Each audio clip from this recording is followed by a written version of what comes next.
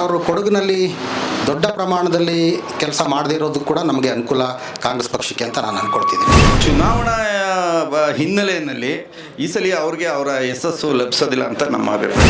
ಪ್ರತಾಪ್ ಸಿಂಹ ಅವರ ವಿರುದ್ಧ ಏನು ಮಾಡಿಲ್ಲ, ಒಂದು ರೈಲ್ವೆ ತತ್ತೀನಿ ಅಂದ್ರೆ ಕೊಡಗಿಗೆ ತರಕ್ಕಾಗಿಲ್ಲ. ಚುನಾವಣೆ ಈಗಾಗಲೇ ಕಾವು ಭಾಳ ಬಿರುಸಾಗಿ ಕಾಣದೇ ಇದ್ದರೂ ಕೂಡ ಎರಡು ಪಕ್ಷದವರು ಮತದಾರನ ಭೇಟಿಯಾಗುವಂಥ ಕೆಲಸ ಮಾಡ್ತಾ ಇದ್ದಾರೆ. ಪ್ರತಾಪ್ ಸಿಂಹ ಅವರು ಸುಮಾರು 10 ವರ್ಷಗಳ ಕಾಲ ನಮ್ಮ ಕೊಡಗು ಮೈಸೂರು ಕ್ಷೇತ್ರವನ್ನು ಪ್ರತಿನಿಧಿಸಿದರು. ಅವರು ಕೊಡಗಿನಲ್ಲಿ ದೊಡ್ಡ ಪ್ರಮಾಣದಲ್ಲಿ ಕೆಲಸ ಮಾಡದೇ ಇರೋದು ಕೂಡ ನಮಗೆ ಅನುಕೂಲ ಕಾಂಗ್ರೆಸ್ ಪಕ್ಷಕ್ಕೆ ಅಂತ ನಾನು ಅಂದ್ಕೊಳ್ತಿದ್ದೀನಿ.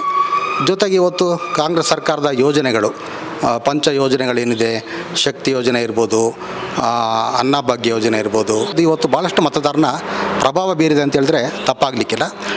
ಇವತ್ತು ಕಾಂಗ್ರೆಸ್ ಕೊಡಗಿನಲ್ಲಿ BJP ಪ್ರಬಲವಾಗಿದೆ ಅಂತ ಕಂಡರೂ ಕೂಡ ಈ ಸರಿ ಕಾಂಗ್ರೆಸ್ ಪಕ್ಷದ ಪರವಾಗಿ ಮತದಾರರ ಒಲವಿದೆ ಅಂತ ಮೇಲ್ನೋಟಕ್ಕೆ ಎದ್ದು ಕಾಣ್ತಾ ಇದೆ ನಮಗೆ.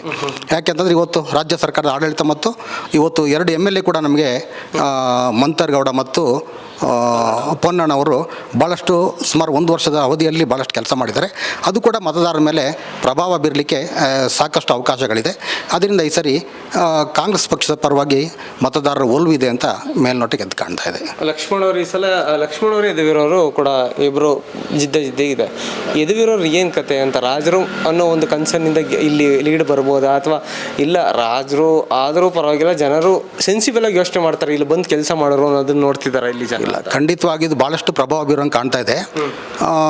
ಇವತ್ತು ಲಕ್ಷ್ಮಣವರು ಒಂದು ಸಾಮಾನ್ಯ ವ್ಯಕ್ತಿ ಆಗಿರೋದ್ರಿಂದ ಈ ಸಾಮಾನ್ಯವಾಗಿ ಜನಪ್ರತಿನಿಧಿ ಆಗೋರು ಮತದಾರರು ಏನು ಅಪೇಕ್ಷೆ ಪಡ್ತಾರೆ ಅಂದರೆ ನಮ್ಗೆ ಯಾವಾಗಲೂ ಸಿಗಬೇಕು, ಅವರು ನಮ್ಮ ಕಷ್ಟ ಸುಖಕ್ಕೆ ಅವರು ಸ್ಪಂದಿಸಬೇಕು, ನಾವು ಏನೇ ಕೆಲಸ ಇದ್ರೂ ಅವ್ರು ಮಾಡಿಕೊಡ್ಬೇಕು, ಅವ್ರ ಹತ್ರ ನಾವು ಅಪ್ರೋಚ್ ಆಗಲಿಕ್ಕೆ ಅವಕಾಶ ಬೇಕಂತ ಹೇಳ್ಕೊಂಡು ಅಪೇಕ್ಷೆ ಪಡ್ತಾರೆ.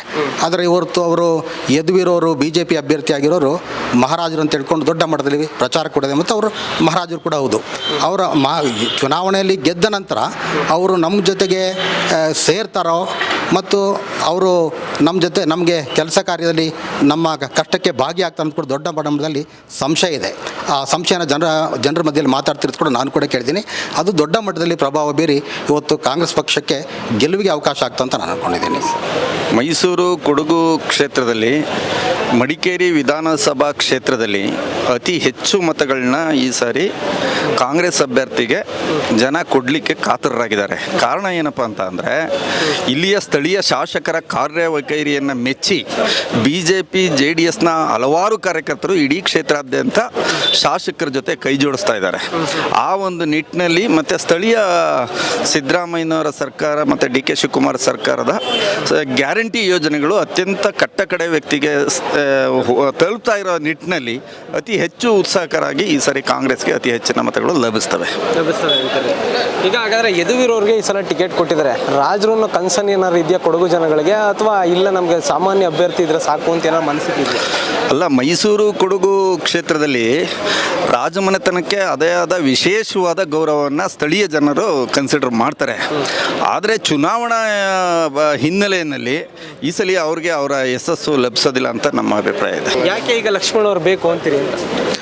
ಲಕ್ಷ್ಮಣವರು ಅತ್ಯಂತ ಸರಳ ಸಜ್ಜನಿಕೆಯ ಒಂದು ಸರಳವಾದ ಕಾರ್ಯಕರ್ತರು. ಕಾಂಗ್ರೆಸ್ನಲ್ಲಿ ಸುಮಾರು 30 ವರ್ಷಗಳಿಂದನೂ ಕೆಲಸ ಮಾಡ್ಕೊಂಡು ಬಂದಿದ್ದಾರೆ. ಉತ್ತಮ ವಿದ್ಯಾವಂತರಿದ್ದಾರೆ. ಮತ್ತು ಈ ಭಾಗದ ಸಮಸ್ಯೆಗಳ ಬಗ್ಗೆ ಅವ್ರಿಗೆ ಸಂಪೂರ್ಣ ಮಾಹಿತಿ ಇದೆ. ಆ ಮಾಹಿತಿ ಇರೋ ಹಿನ್ನೆಲೆಯಲ್ಲಿ ಅವರು ಇನ್ನು ಜನ ಅತ್ಯಂತ ಕಟ್ಟಕಡೆ ವ್ಯಕ್ತಿಯೂ ಸದಾ ಕಾಂಗ್ರೆಸ್ ಪಕ್ಷದ ಅಭ್ಯರ್ಥಿನ ಬಯಸ್ತಾರೆ. ಈಗ ಮೋದಿ ಆಡಳಿತ 10 ವರ್ಷ ನೋಡಿದ್ರಿ, ಏನು ಮಾಡಿದ್ದಾರೆ, ಏನು ಕತೆ? ಮೋದಿ ಆಡಳಿತ ಈ ನಮ್ಮಲ್ಲಿ ಗ್ರಾಮಾಂತರ ಪ್ರದೇಶದಲ್ಲಿ ಒಂದು ಏನಪ್ಪ ಅಂದರೆ ಒಂದು ಭಾವನೆಯಲ್ಲಿ ಮಾತಾಡ್ತಾರೆ, ಹುಚ್ಚಿ ಮದುವೆಲಿ ಉಂಡೋನ್ ಜಾಣ ಅಂತವ ಬ್ರಹ್ಮಲೋಕದಲ್ಲಿದ್ದಾರೆ. ಅವರು 10 ವರ್ಷದಲ್ಲಿ ಈ ರಾಷ್ಟ್ರಕ್ಕೆ ಒಂದು ಏನು 4ನೇ ಕಾರ್ಯಾಂಗ ಇದೆ, ಆ ಕಾರ್ಯಾಂಗದ ಜೊತೆ ಒಂದು ದಿನ ಅವ್ರು ಮಾತಾಡಲಿಲ್ಲ. ಈ ದೇಶದ ಬಗ್ಗೆ ಅವ್ರಿಗಿಂತ ಬುದ್ಧಿವಂತರು ಕಾರ್ಯಾಂಗದಲ್ಲಿದ್ದಾರೆ. ಅವ್ರ ಜೊತೆ ಈ ದೇಶದ ಭವಿಷ್ಯನ ರೂಪುರೇಖೆ ಬಗ್ಗೆ ಅವರು ವಿಶ್ಲೇಷಣೆ ಮಾಡಲಿಲ್ಲ ರೀ. ಮಾಧ್ಯಮಗಳ ಜೊತೆ ಹಂಚ್ಕೊಳ್ಳಿಲ್ಲ. ಮಾಧ್ಯಮದ ಜೊತೆ ಹಂಚ್ಕೊಳ್ಳದೆ ಇರೋವಂಥ ಪ್ರಧಾನಿ ಪಡೆದಿದ್ದು ನಮ್ಮ ದುರ್ದೈವ ರೀ.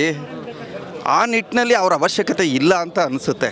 ಅದ್ರ ಜೊತೆಗೆ ಸೂಟು ಬೂಟನ್ಗಿಂತಲೂ ಭಾರತ ದೇಶ ಕೃಷಿ ಪ್ರಧಾನವಾದ ದೇಶ.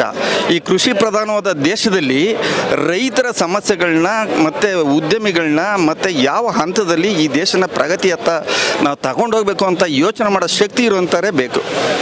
ಹಾಗಾಗಿ ಸ್ವಲ್ಪ ಚೇಂಜ್ ಮಾಡ್ತೀರಿ ಹಂಗಾರೆ ಸರ್? ಈ ಕ್ಷೇತ್ರದಲ್ಲಂತೂ ಬದಲಾವಣೆ ಆಗುತ್ತೆ. ಕರ್ನಾಟಕದಲ್ಲಿ ಕಾಂಗ್ರೆಸ್ಗೆ ಉಜ್ವಲ ಭವಿಷ್ಯ ಇದೆ. ಪ್ರತಾಪ್ ಸಿಂಹ ಅವರ ಅಭಿವೃದ್ಧಿ ಏನು ಮಾಡಿಲ್ಲ. ಒಂದು ರೈಲ್ವೆ ತತ್ತೀನಿ ಅಂದ್ರೆ ಕೊಡಗೆ ತರೋಕ್ಕಾಗಿಲ್ಲ. ಏನೋ ಒಂದು ರಸ್ತೆ ಮಾಡೋರು ಒಂದು ಬೆಂಗಳೂರಿಂದ ಮೈಸೂರುವರೆಗೆ ಅಷ್ಟೇ, ಇನ್ನೇನು ಮಾಡೋಕ್ಕಾಗಿಲ್ಲ ಅವರು. ಇನ್ನೇನು ಮಾಡೋಕ್ಕಾಗಿಲ್ಲ. ಈ ಸಲ ಯಾರು ಗೆಲ್ಲಬಹುದು ಈ ಕಡೆ ಅಂತ? ಈ ಸತಿ ಲಕ್ಷ್ಮಣ್ ಅವರು ಪಕ್ಕ ಗೆದ್ದೆಗೆ. ಯಾಕೆ ಗೆಲ್ಲಬೇಕು? ಅವರು ಉದ್ಯವಂತರು ಹಾಗೂ ಮತ್ತು ಜನಸಾಮಾನ್ಯರ ಜೊತೆ ಬೆರೀತಾರೆ. ಯದುವೀರವರು ಬೆರೆಯೋದಿಲ್ಲ ಅಂತ ಅಥವಾ ಏನು? ಅಲ್ಲ, ಯದುವೀರವರು ಅವರು ರಾಜಮಂತಂದರು ರಾಜ ರೀತಿ ನೋಡ್ತೀವಿ ಹೊರತು ಅವರು ಎಲ್ಲ ಜನಸಾಮಾನ್ಯರ ಜೊತೆ ಸೇರೋಕ್ಕೆ ಸಾಧ್ಯವಿಲ್ಲ. ಸಾಧ್ಯವಿಲ್ಲ. ಹಾಗಾಗಿ ಗೆಲ್ಲೋದು ಕಷ್ಟ ಅಂತ. ಹೌದು.